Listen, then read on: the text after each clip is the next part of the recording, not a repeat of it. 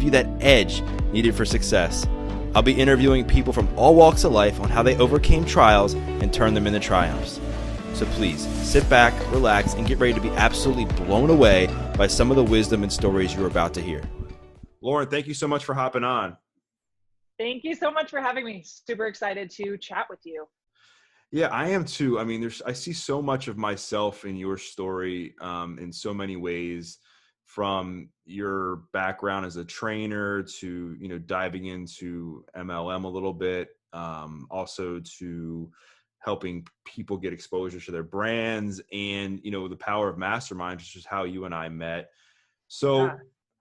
I want to kind of open it up a little bit because I think right now, obviously, you're pretty dialed in your mission in helping brands get the exposure that they deserve, helping people, tell their story on different media outlets and other things that you have going on.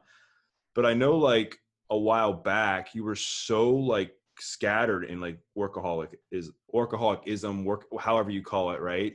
Yep. That it kind of like shackled you a bit, led to some depression, led to some anxiety. So talk a bit about that, like where, if it comes from somewhere, I don't know if it comes from something Oh in your my gosh. childhood Yeah. or what, but like talk a bit about that. Yeah. So, I mean, this could be a long story. So I will, and such a good question too, by the way. So absolutely, I would say 100% recovering workaholic control freak over here. And that is something that has been really challenging to shift out of and to kind of break those habits. Because I don't know about you, I know that's something that you've kind of played with before as well, like the need to like do all the things, go nonstop, always be so busy, whatever. And there can be a lot of really great rewards to operating that way. Like you accomplish a lot when you're going nonstop. You look really impressive and like are busy and have all this stuff going on, and that looks great from the outside a lot of the times, and can be extremely exhausting and yeah, like you said, lead to anxiety, lead to depression. And for me, honestly, I've always been very go, do all the things. And I think, yes, absolutely, that comes from things in childhood. I mean, I have wonderful parents who raised me and my siblings like so well. And we had like, anything we could want, experiences, education, you name it. And I also grew up like with very high expectations from my parents and in my family to, like get straight A's, like do all the sports, do music, do everything, which, I don't think there's necessarily anything wrong with that. But my entire life, it was like, yeah, you're going to do all the things. And the goal is to be the best at all the things. And so that creates a recipe for burnout, going nonstop. And when you don't feel overloaded and don't feel like you're super busy and have no time, that feels wrong, right? And so constantly adding more crap to your plate, whether you need to or not. And so I found myself, like even in college, double majored in college. I did a ton of singing in school after deciding not to play soccer in college. Like, so everything, always go, nonstop. And my last job that I was at before becoming an entrepreneur and working for myself, I was at a PR agency working like 60 to 80 hours a week, which was exhausting, tons of burnout there. That's like, we'll get into that probably at some point. But then when I left to work for myself, I left for two key reasons, because I wasn't passionate about I was working in the hospital industry at that last agency, and that's not really where my interests are. I think we were doing important work, but not what I wanted to do long term, and not what I was excited to learn more about once I came home, sort of thing. And also because I wanted to have more freedom and flexibility over my schedule and like how I work, when I work, fit my life around my work and not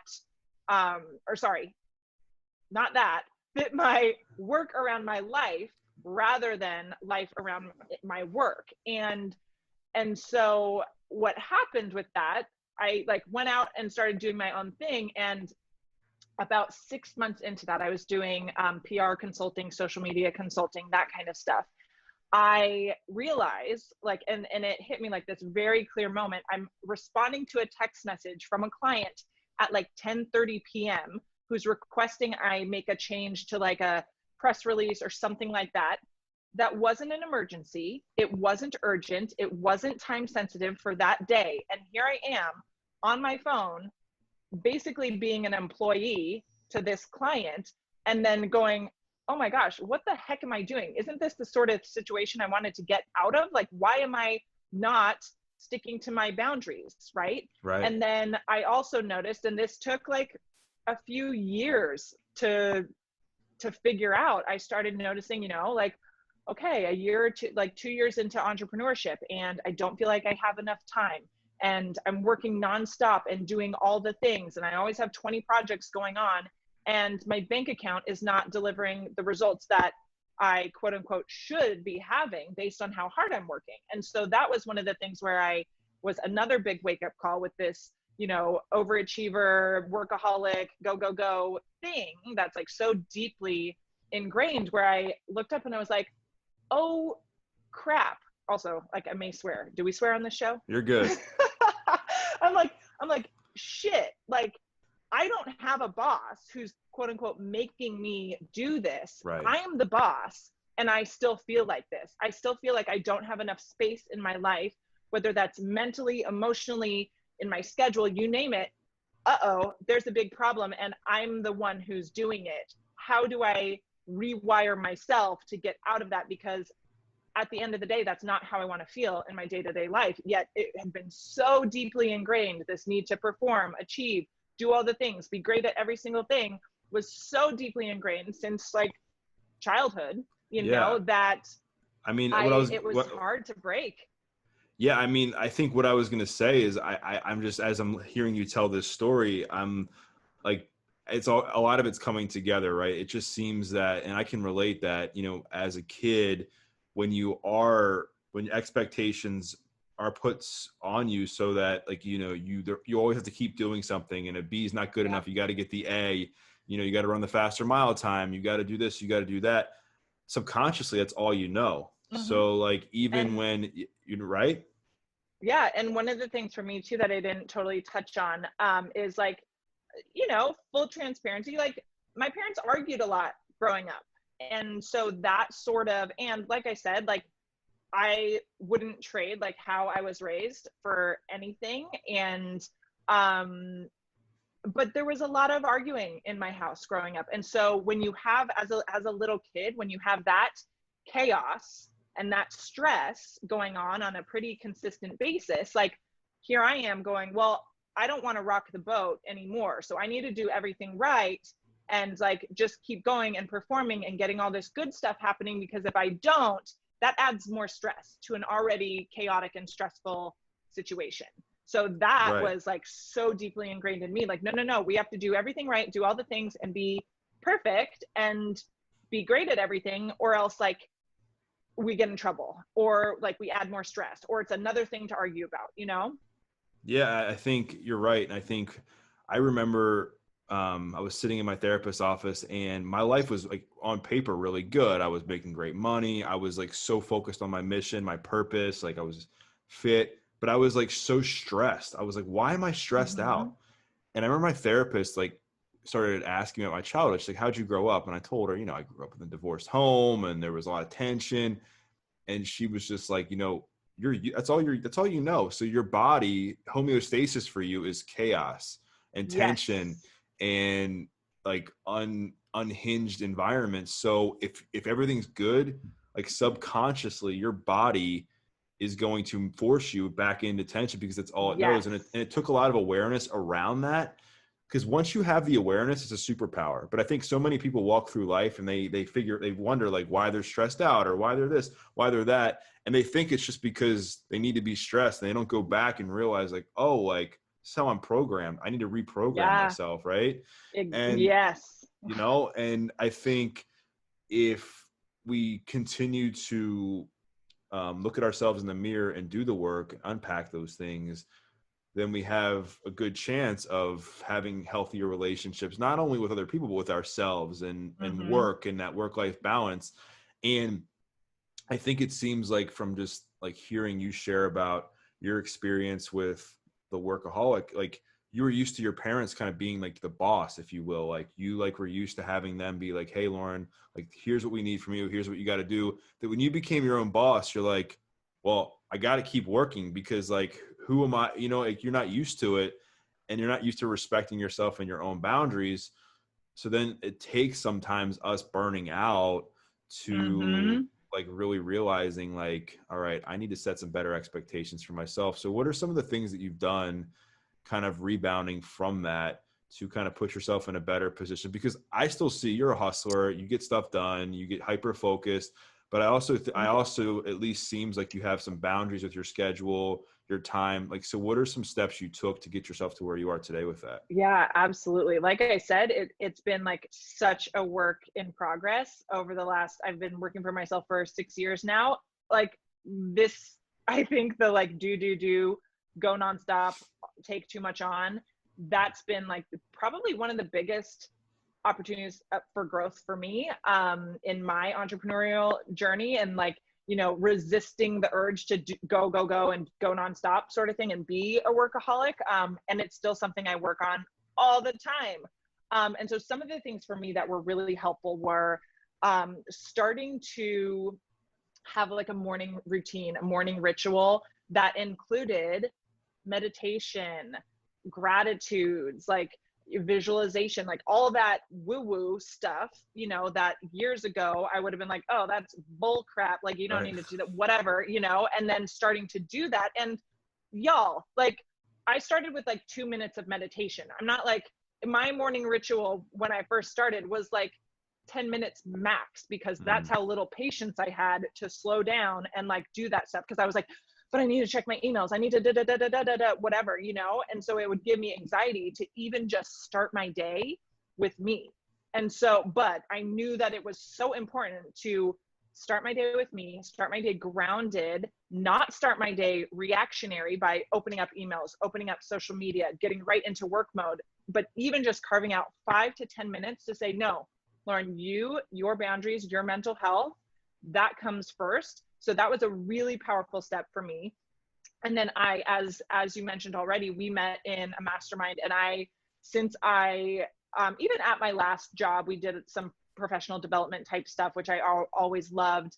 But since going out on my own and becoming an entrepreneur, I have always found so much value in masterminds or coaches or just that collaborative, like community support type of structure and ongoing personal and professional development. And so at this point, I think it's like 3 years ago, I did a really intensive leadership development and emotional intelligence program. That was a 4-month program. And I went into that because I was like, because of exactly what I said before, like, I feel like I have no space. This is what I was saying back then. I feel like I have no space mentally, emotionally, with my time, like, and I'm the boss. I'm the Mm. one in control of this.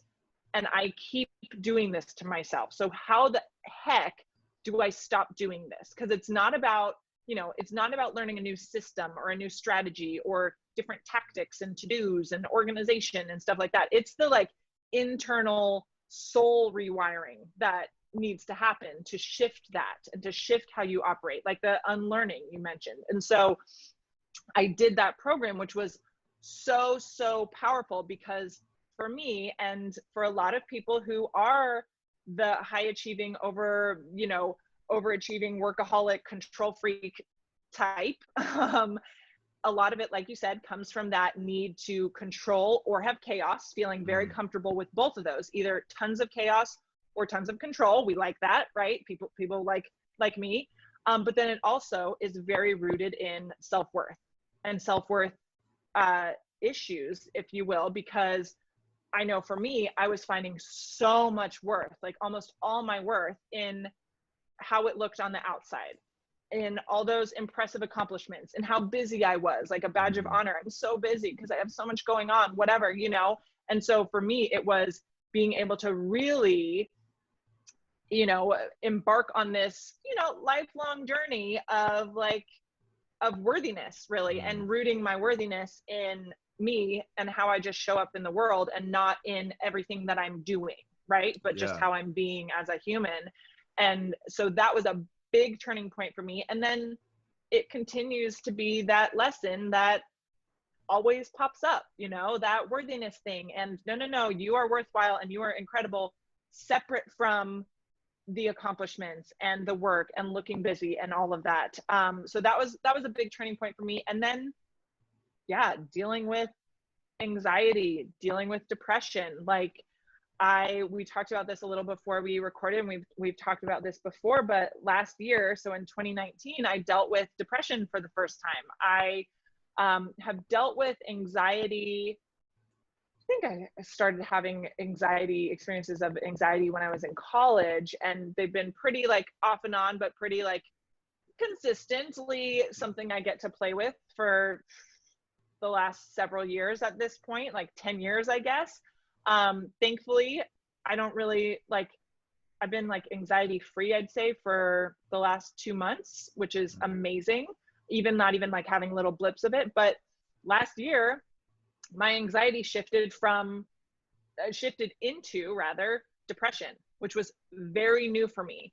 And my experience with depression was literally like, I wasn't excited about my business. I wasn't feeling inspired or motivated. I didn't feel like myself at all, because that feeling of not wanting to like go nonstop and not wanting to show up and add value, and like that is unfamiliar for me. Not like feeling unmotivated, that's weird to me, like personally. And so I was in this space where I'm dealing like with very real depression and unmotivated. I don't have energy to work on my business. I was also, which we talked about, dealing with some like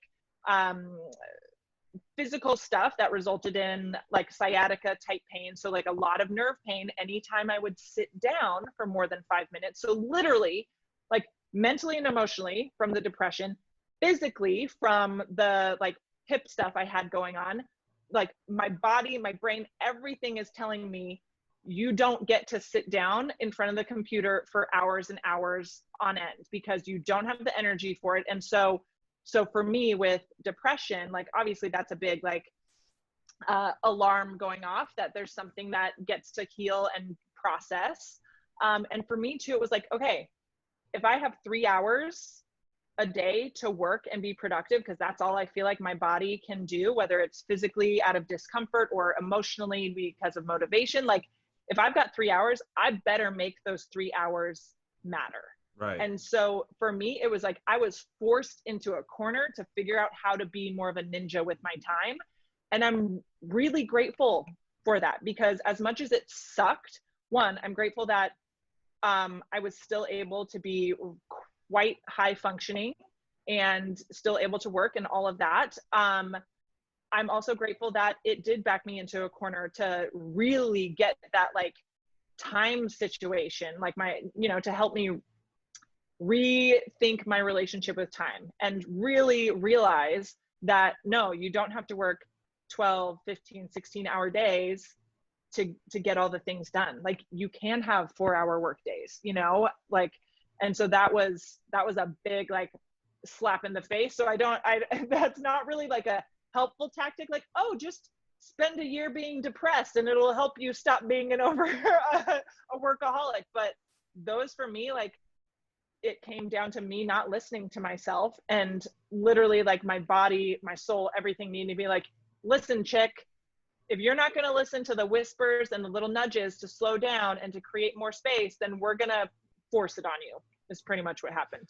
Yeah. And I think, I commend you for being so open with sharing about that, because I think especially us that are in the health and wellness community and we're in the self-help world, like people expect us to never go through times of, anxiety or depression or stress. And it's like, no, it's just, I think it goes back to the way we handle it is so much different than a lot of others. Right.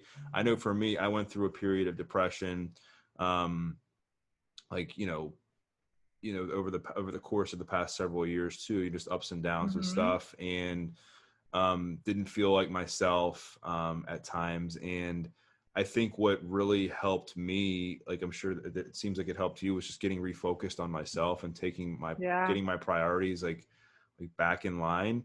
And it's funny, I hired a coach a few months ago, and we were just talking, and he just said to me, he's like, I feel that you've had so much success professionally in your life that it is taken away from, you know, some of the other stuff that you've had to work on, like in your Mm. past, like healing from your past. Right. And because I started to notice different patterns like coming back up in my life, that I was like, huh, like, why is this happening? Like, why is this coming up again? And, Yeah. you know, that was one of the things he said was, you know, I honestly think like you've accomplished so much, but and it's taken away, not taken away, but it's like, it's kind of giving you this ride.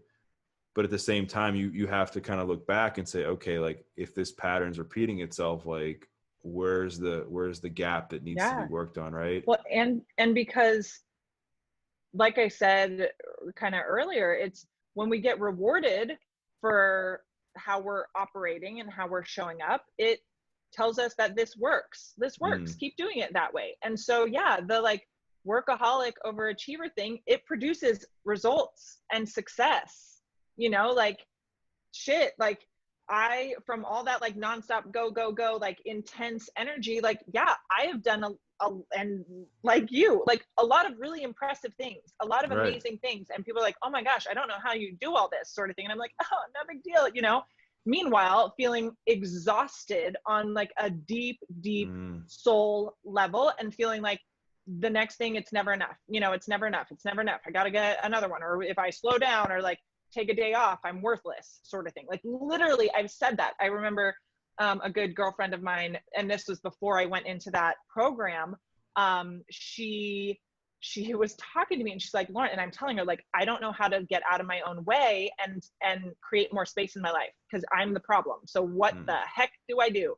And she asked me, she's like, Lauren, when like if I were to tell you to take the entire day off tomorrow and just watch Netflix all day, how would that make you feel? And I was like, ugh.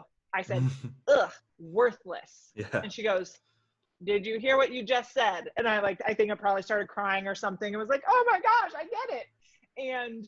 And so that's the thing, like we attach so much of our worth into these accomplishments and success because operating that way has created a lot of great things, you know, and it creates a lot of stuff we don't want to. So yeah, exactly what, like I love that you shared that, because it is like, yeah, if we get results that we want, you know, we keep operating that way. And so we don't look at the stuff that's not working because, well, like the ends justify the means, I guess. So if I have to burn out to get these results, fine. Yeah, I mean, you're so right. And I remember like one of my best friends, he's like been a mentor of mine. He's like, you know, we all have mentors that we know about, right? We all have like, you know, the Chris and Lori Harders and stuff like that. But there's also mentors in our life, I'm sure you have too, that no one knows who they are, right? Yeah. And this guy, my buddy, like no, like he's not like a big name or whatever, but he's been as big of a mentor to me as Yeah. anyone, Amazing. Good. right?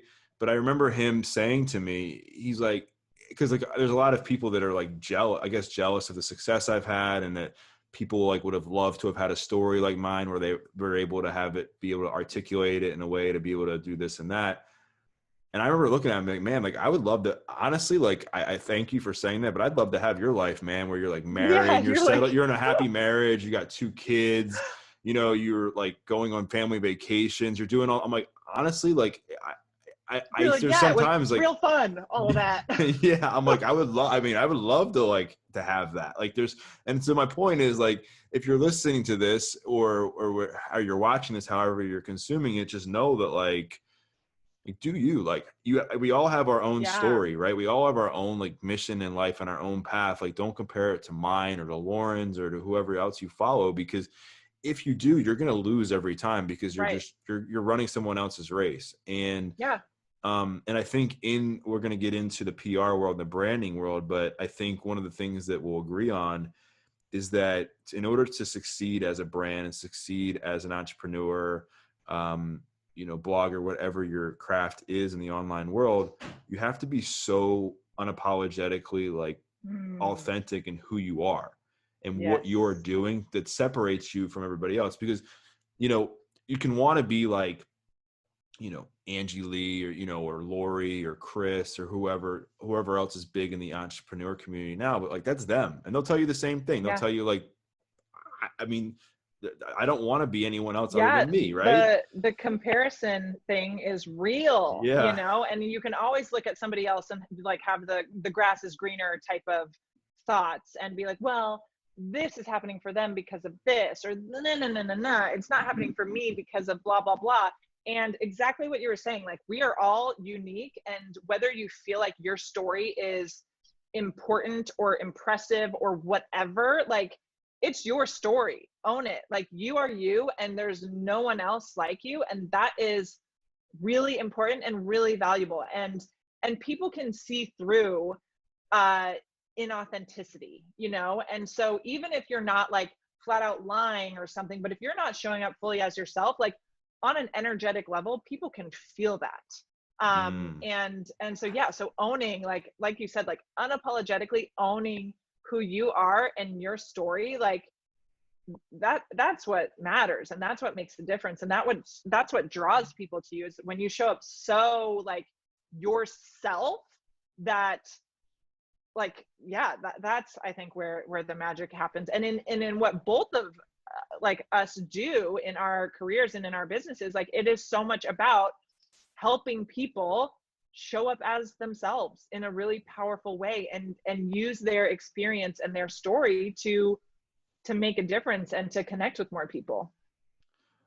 Oh, that's so true and so right. So I'm gonna try and crack you open a little bit, because I always try to crack people open on the show. Okay. Let's do it. Let's get real. All right. So I know right now you have been able to partner with your like dream brands, right? You think about your clients, and I heard you talk about they're like clients that are so aligned with your soul and what you do, that you like, it's almost like you enjoy, getting up and working and for them, like Yeah, no not matter what. almost, like I I do. know. Well, I mean, like, but what I mean is almost like at no matter what, like drop of the hat, like, you talk about the 10:30 client you're texting, but these clients are ones you would text sometimes at 2 a.m. just because you love how aligned they are with you so much, right? Yes, and I I mean, will say with that, like I have literally said out loud so many times that I like, one of my dreams and goals is to do work, like to work with my friends, right, basically. So exactly. to like pay my friends for things and their services, and to have my friends pay me. And I'm Right. not saying like all my clients are like my besties or anything, but yeah, like I am obsessed with my clients. So whether it's in my PR agency or in my PR program, like I freaking love every single human that works with me. And I also like hire my friends and I work with my friends. So, and that is such a beautiful, that's like delicious to me, to have that energetic exchange financially, educationally, service wise, whatever it is, products, like that is my dream, to like, to do business with people that I freaking love, and people whose missions and visions I can align with. And that doesn't mean that I only work with people who like have the same passions as me or interests as me or whatever, like, but as long as I can like link arms and be like, oh my gosh, I see what you're doing in the world and I think it's awesome, let's freaking like help make this get even bigger, like that's what gets me super energized. And yeah, like you said, like I'm obsessed with my clients, they're awesome. And it has been like literally dream clients that I wrote on, like have written down names of like 5 years ago at this point or whatever. It would be great to work with so-and-so. They've become clients, and friends and or mentors, or I've become clients of theirs, like, in all the different ways. And with the like 10:30 p.m. thing that you mentioned, like I still, I don't actually do that anymore because of the boundaries thing, more for me. Like, well, yeah. it's more about like training myself. No. Like, is this necessary to email at 12 a.m.? Like, no, it's not. You can save it as a draft and then follow through on appropriate boundaries for yourself and send it out at 8 a.m. the next day or 9 a.m., because I think that's really important, not just for ourselves to keep those boundaries, but also for our clients, and showing our clients how we want to be treated. Because I don't want a client to email me at 2 a.m. and expect a response within an hour. like that's unreasonable. And so I don't want to set the example of that either. Right. No, 100%. And I think it's awesome that you have created something. It takes time. It's not like you just woke up one day and we're like, oh, like, I think in 3 days I'm going to land X, Y, and Z clients and I'm going to be Yeah. super happy because I call my best friends. It's like taking time. So what I wanted to ask is right now you're in the business and crushing it in PR and branding of helping people tell Thank their you. story in an authentic way. I always think, I mean, just in a lot of the people I've interviewed, that there's some sort of pain or insecurity that's beneath that comes from being Mm. authentic.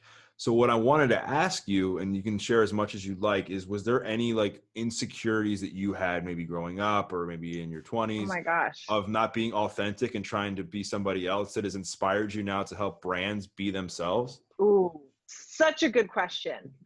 I would say, so if we go back to what I said in the Yeah. beginning of the like overachiever stuff, like from a young age, and that like feeling like there's a lot of chaos and stress in the home life just because of parents not getting along and Right. arguing and stuff like that. Like for me, I had this for a really long time, like people pleaser urge. Mm, So it's like that, yeah, like do be perfect.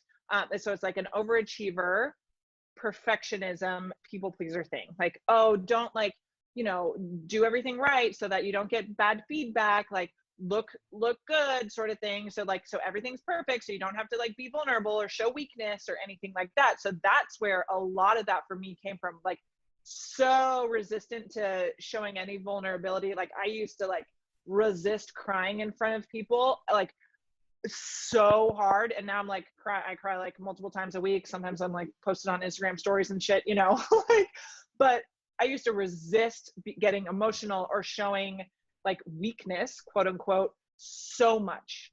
And I don't know, I don't think I recognized it back then as like why or where that came from, but like literally crying in front of people was like my like worst fear, or like looking dumb or bad or anything like that.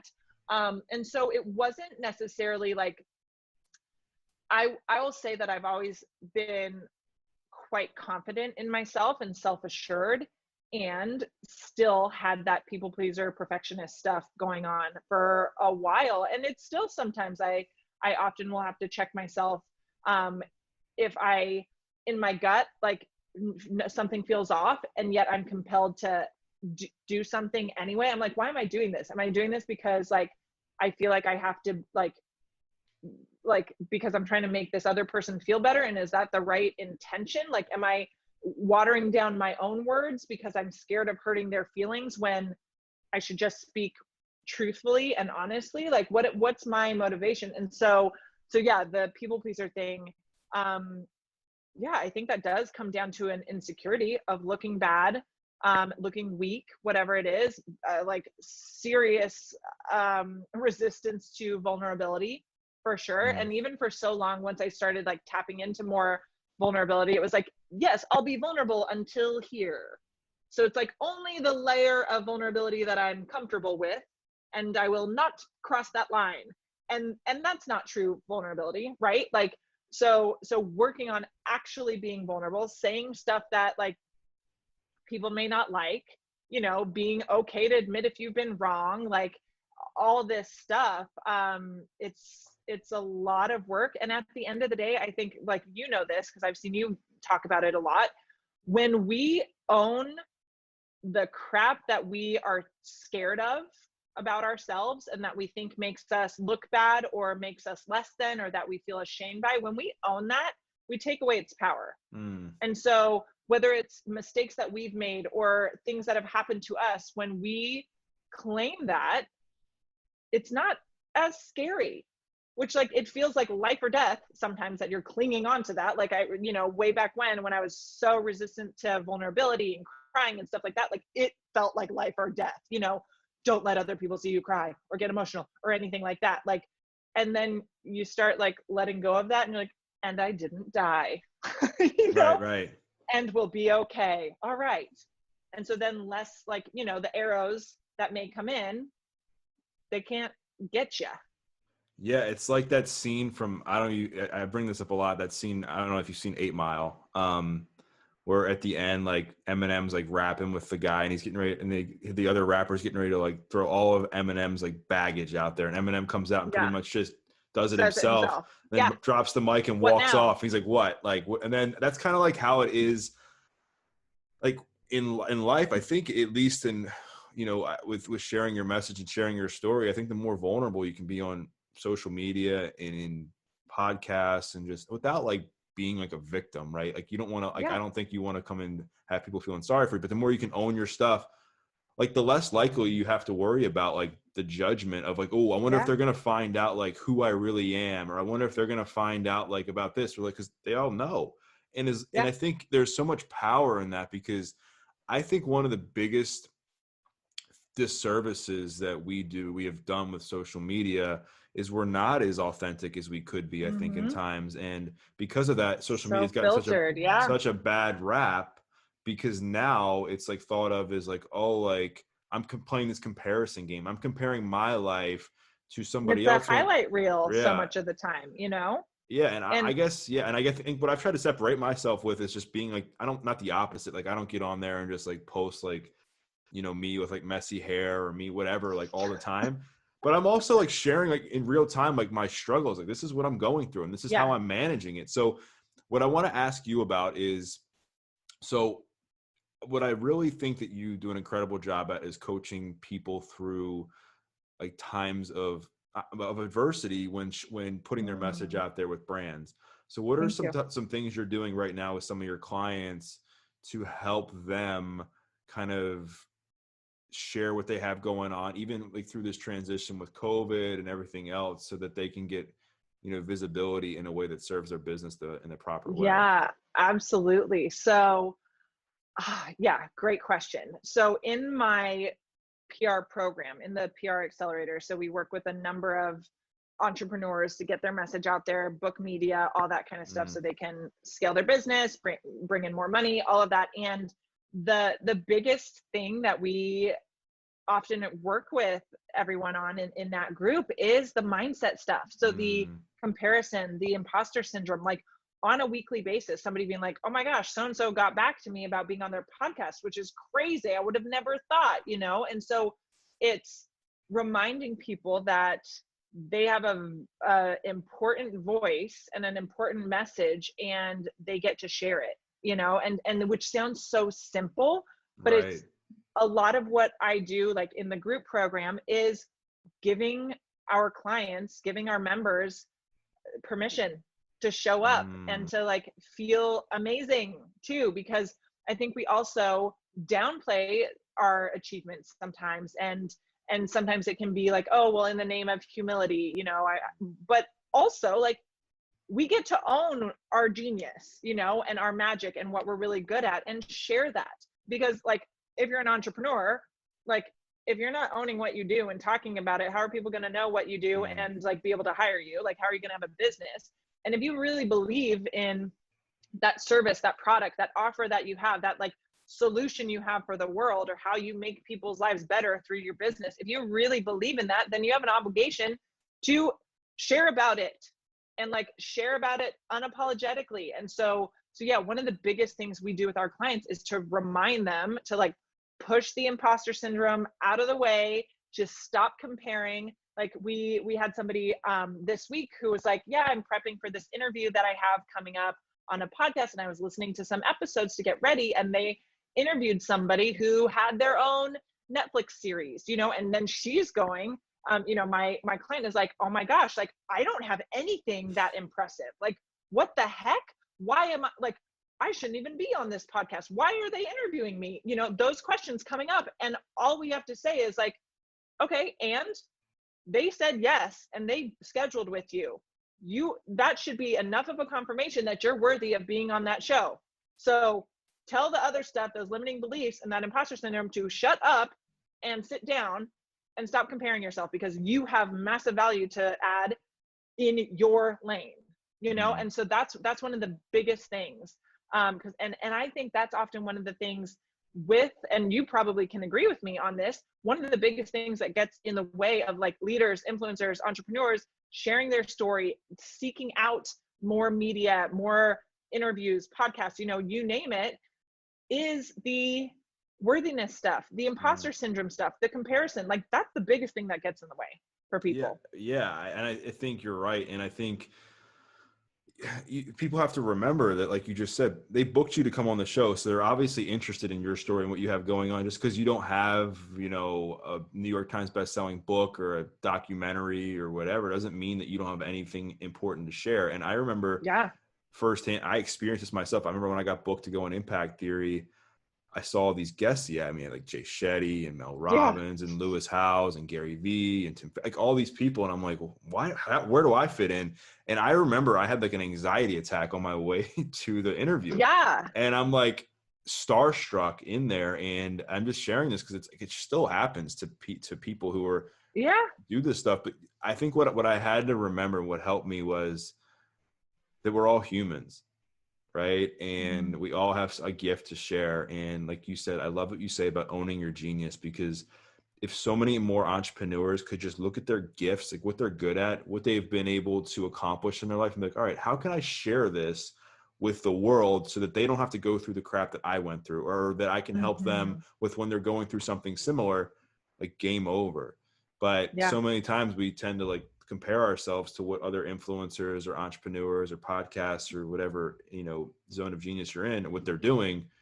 You're like, well, I'm not doing that. So how can I expect to grow? And I think everybody had to start where we are. Everybody had to start at a chapter 1. Not everyone got to chapter 20, overnight. No one did. So Yeah. enjoy the climb. You'll learn all the lessons and grow through that. So you have this PR Accelerator program, which I honestly like.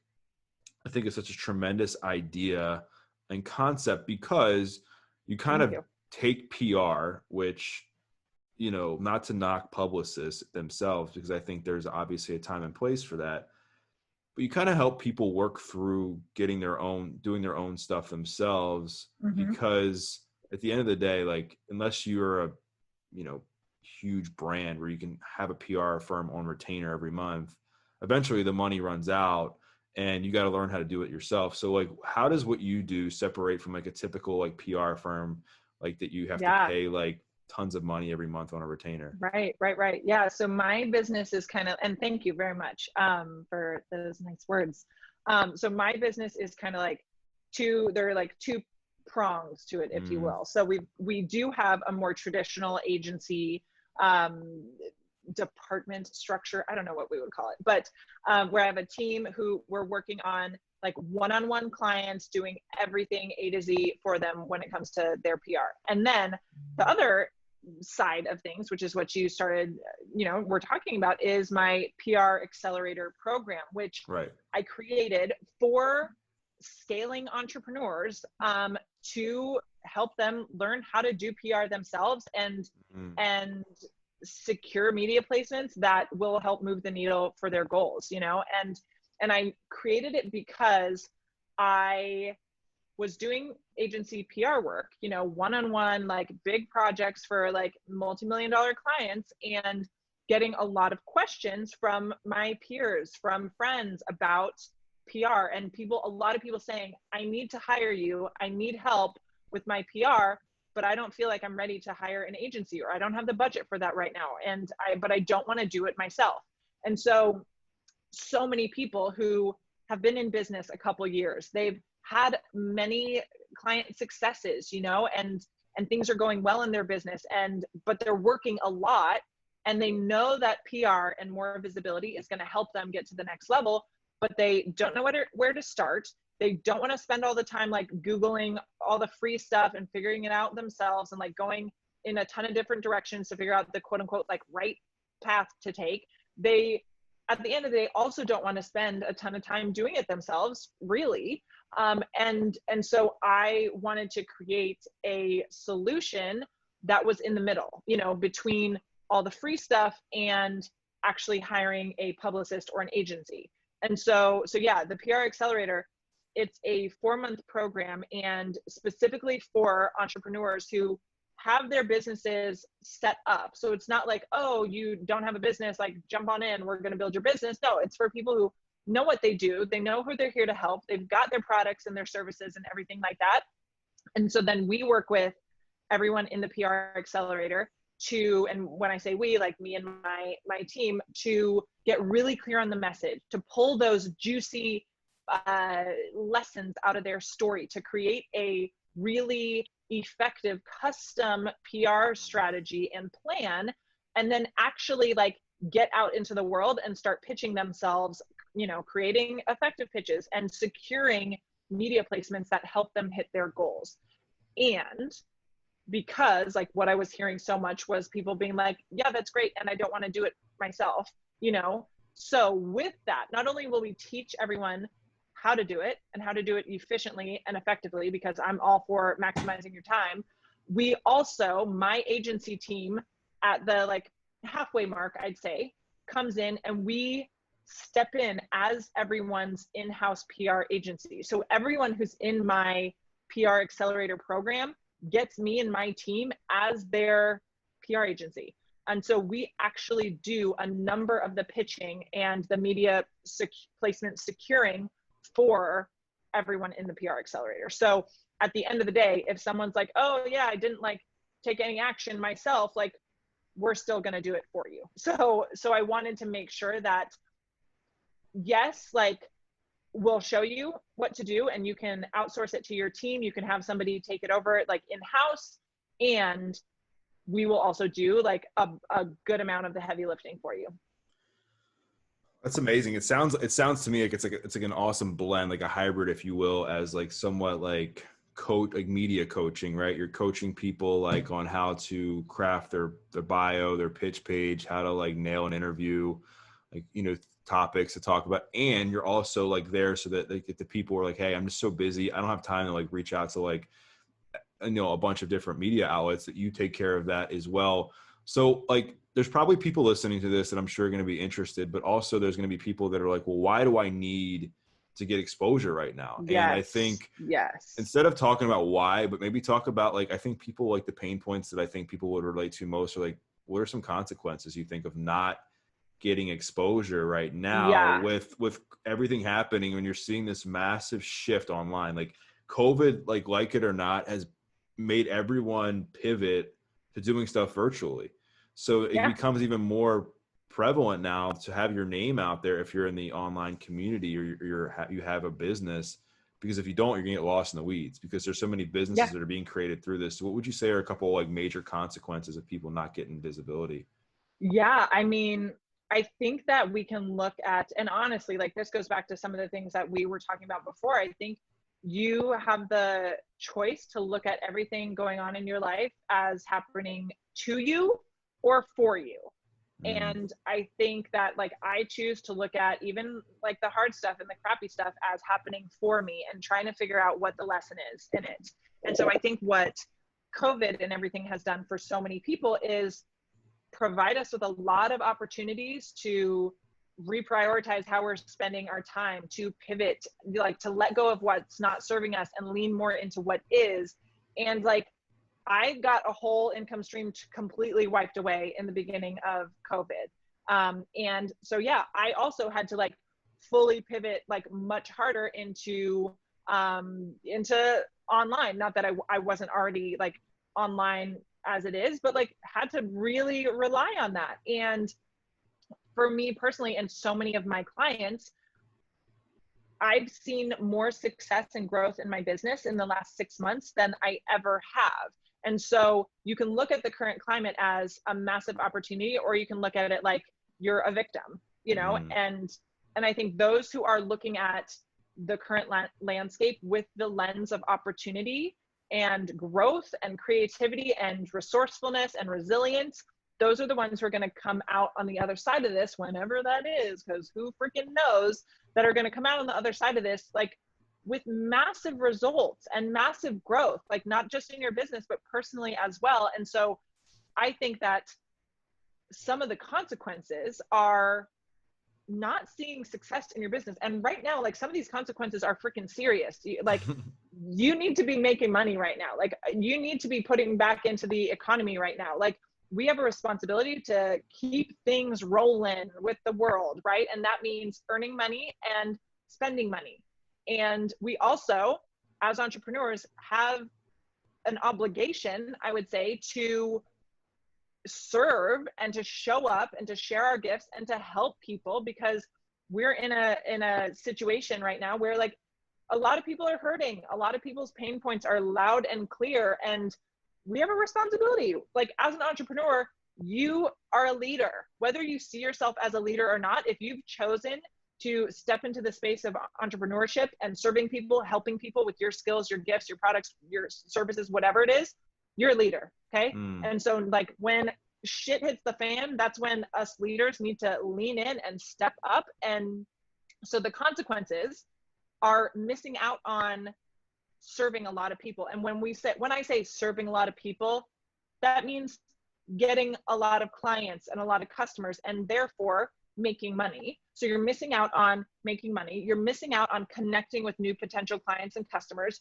You're missing out on the growth that you could see in your business. You know, like, yeah, I could keep going with that. Well, yeah. And what I was gonna say, and just to piggyback off of that real quick, is like, you know, there's so many times where people think they're like, well, why do I need to get PR? What do I have to offer? I don't have a book. I don't have, well, everybody has something that they have to offer. So a surefire way to get more eyeballs on that is exposure. And you can only, with the algorithms and everything else on social media, like you can only have like, you know, so many people see it on social media. And plus, like if that gets taken for some reason, social media gets taken away, like you don't own that. Like some of the, if you get on a podcast, if you get like on media, like that's there forever. It's evergreen. Yeah.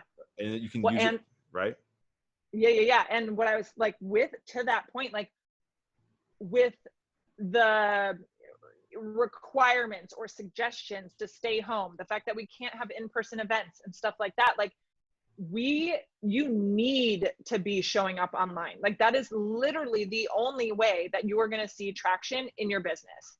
And the way, and it can't just be like, oh, post and let's see what happens. Like that doesn't work, and that hasn't worked for a long time, and it especially doesn't work now. So you need to have a strategic plan for how you're showing up online. You need to be consistent with it, and you need to know how to get in front of new audiences and to land opportunities that are strategic, you know, not just like throw crap against the wall and see what sticks. I'm all for messy action, and I'm also for like intentional strategic action too. And so like really the only way to see business, like success and momentum and growth in your business right now, and this is true for all of my clients who've had record months and record years so far, it's because they're showing up unapologetically and consistently. And like even when imposter syndrome hits, even when they're comparing themselves, even if they feel like they're not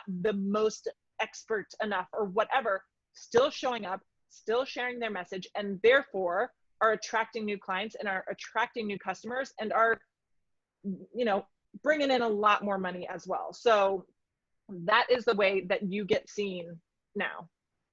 Yeah, and that's really good advice, because I think you're right, with us being shut down and people not even knowing like what's going to happen in the next year, right? With in-person stuff, like you got to be getting exposure online. So before I ask you the last question, where can people find out more about you, like the program, and like if they want to get in touch with you, that sort of thing? Yeah, absolutely. So my website is laurensalaun.com. Doug will, I'm sure, put that in the show notes and stuff for spelling and everything. But then also and you'll be able to look into the PR Accelerator there. And then also Instagram, I'm all over the gram. It's same thing as Lauren Salaun, especially active in the stories. Come hang out in the IG stories. But to what you were going to say too about, like, I wanted to mention this with, like, social media can disappear. So it's important to be showing up, not just on Instagram, not just, you know, wherever, and to like have an email list to build that audience, to grow that exposure and that visibility. And yeah, get your name on podcasts, get your name in media placements, because as we literally are seeing this week, TikTok just got banned in the US. So if somebody had only built their business on TikTok and has like tons of followers there, you're screwed. Like your business is disappearing in literally, I think it's like 45 days is like the countdown for it to be done in the US. Who knows what is going to happen in the next 45 days, but like, Just don't a put prime yourself in that. example. Yeah. Yeah. You don't want to be in that situation. You want to have like diversified visibility and real estate online that you own, you know? And so that's one of the things that I tell people so much is like, because one of the biggest questions people have is, when do I know if I'm ready to do PR? And the really, like, all you need to know and all you need to do to be ready to start putting yourself out there and getting more visibility is you need to know what you do. Like, what is your solution? What's your offer? What is your service? Like, what is that special thing that you've got to offer? Who is it for? So who are you here to help and how do you help them? And then you need to have a way of taking people's business. And at the very minimum, taking people's like contact information so that you can communicate with them. Like, that's it. And then you're ready to go. And by taking people's information and taking people's contact information, that doesn't mean having Instagram and letting people follow you. It means like you need an email list or a text list or, you know, something where people can opt in, whether that's just getting on your list or actually signing up to do business with you or purchase your products, so that you can then communicate with them. Because if you're putting yourself out there and getting all these new eyes coming in and there's no place for them to go, whether that's to pay you and become a client or to, like, you know, throw their email down so you can talk to them, then the visibility is pointless, you know? So that's what, with the timeliness of TikTok and making sure you are, you know, getting yourself out there in a number of different ways. Yes. Super, super important. And we're literally seeing like so many examples of why right now. Yeah, I mean, you hit everything on, like, it's so spot on, and I would definitely like put all your stuff in the show notes, and you're gonna want to check out Lauren's program for sure.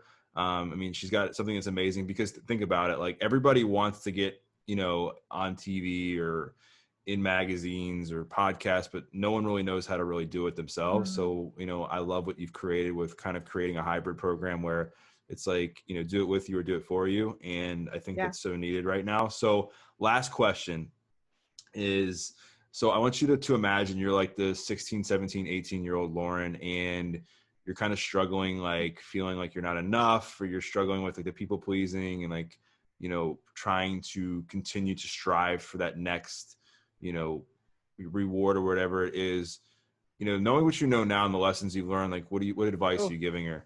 Yeah. Oh, such a good question. Okay. 16, 17, 18-year-old me. I would tell her that everything is working in her favor. And I would remind her that she's enough just as she is. So like going nonstop, worrying what people think, like feeling like you need to overachieve and like do all the things, like, yeah, that's nice, but it's not necessary, you know, that just by that she is more powerful than she could ever imagine just by walking into the freaking room. That's what I would tell her. Amazing. That kind of stuff. And just to like own that and to show up and to not be afraid of like owning who she is and sharing that. Yeah. And it's such great advice. And what's funny is I'm sure that's very spot on with the advice you give your clients today. So like, that's kind of like why I asked that question. And I want to really thank you for your time. I know it's valuable. And, you know, I really enjoyed chatting with you. And for those listening, like just kind of like take in, you know, Lauren's advice of, you know, whether you're an entrepreneur, whether you have, you know, maybe you're a parent, or maybe you are struggling with like being a workaholic or feeling like you're not enough, to like her experience, her struggles, and then how she's been able to kind of climb out of that while setting boundaries and continuing to pivot in her business to build a successful, you know, PR, you know, agency that she has now. And she's continuing to grow, and you guys should definitely need to check her out, check out her course, and just reach out to her if you love this episode. So Lauren, thank you once again. Yeah. Thank you so much for having me. Really great interview. Appreciate you. Of course. So if you really enjoyed this interview, make sure to screenshot and tag Lauren and I, and let us know what your biggest takeaway was, because we all love hearing when you have some sort of transformation or an aha moment from the interviews. And again, if you appreciated it, We always love hearing back from you. So, leave us a review. We'd love to know what you thought of it. And once again, you're listening to this episode of The Adversity Advantage. I'm your host, Doug Bopst, and we will see you next time.